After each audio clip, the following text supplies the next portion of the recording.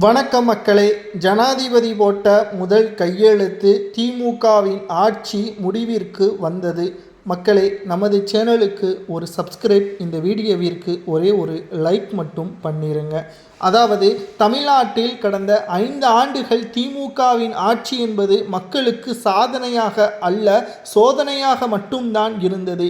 மேலும் ஆளுநர் ரவி அவர்களுக்கு எதிராக சில வழக்குகளை ஸ்டாலின் அவர்கள் செய்திருந்தார். இதனால் உச்சநீதிமன்றம் வரை இந்த வழக்கு செய்தது.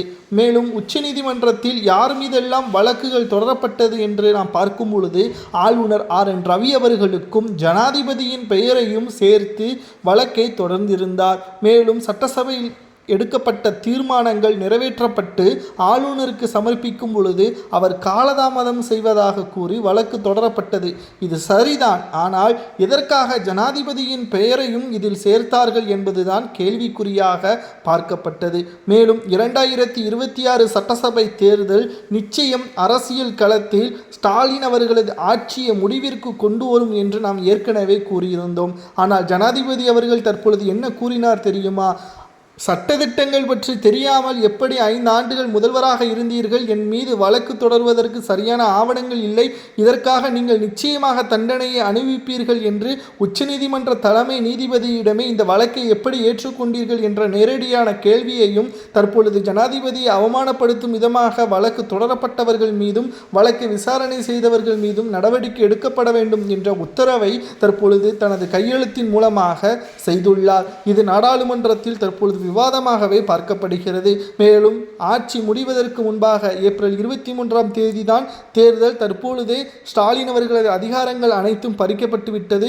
தேர்தல் ஆணையம் கட்டுப்பாட்டிற்குள் தமிழகம் வந்துவிட்டது. ஆனாலும் ஸ்டாலின் அவர்கள் சிறைக்கு செல்வதற்கு கூட ஜனாதிபதியின் கையெழுத்து மிக முக்கியமாக பார்க்கப்படும். இதனால் அதிர்ச்சியில் ஸ்டாலின் அவர்கள் இருக்கிறார். மேலும் ஸ்டாலின் அவர்கள் தான் செய்தது தவறுதான் என்பதை மன்னிப்பு கடிதமாக ஜனாதிபதிக்கு அனுப்பியுள்ளார். இதனால் தற்பொழுது இந்த விஷயம் மன்னிப்பாக ஏற்றுக்கொள்ளப்பட்டால், வழக்கு அனைத்தும் வாபஸ் பெறப்பட்டால் நிச்சயம் ஜனாதிபதி அவர்கள் மன்னித்து விடுவார்கள்.